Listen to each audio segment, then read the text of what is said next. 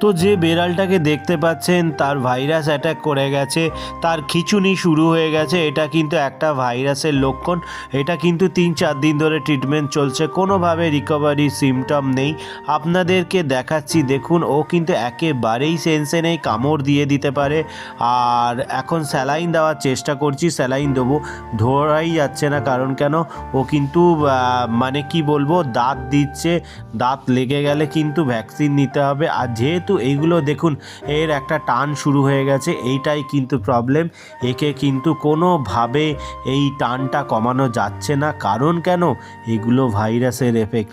তাই জন্যে বন্ধুরা, এই অবস্থাতে যাতে না যায়, এতটা প্যাথেটিক, বুঝতে পারছেন। এই যে আরও বেড়াল আছে তাদেরও কিন্তু এফেক্ট করতে পারে।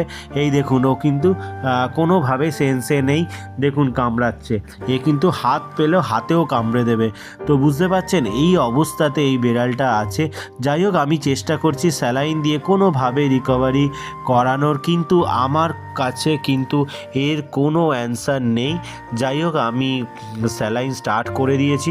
বন্ধুরা, এতটা খারাপ অবস্থা দেখার থেকে ভ্যাকসিনটা করিয়ে রাখলে ভালো হয় না? কতটা প্যাথেটিক, এনারাও কষ্ট পাচ্ছে, বেড়ালটাও কষ্ট পাচ্ছে, আমার নিজেরও খারাপ লাগছে। সেই জন্যেই ভিডিওগুলো করি। দয়া করে প্রচুর পরিমাণে শেয়ার করুন, মানুষকে অ্যালার্ট করুন। একটা 900 টাকার ভ্যাকসিন দিলে আপনার খুব একটা ক্ষতি হবে না। এই বেড়ালটা যদি বেঁচে থাকে আপনারও ভালো লাগবে। যে পরিমাণে টাকা এখন খরচা হয়, একটু আগে খরচা করলে কিন্তু অনেক ভালো থাকে। ধন্যবাদ, সবাই ভালো থাকবেন।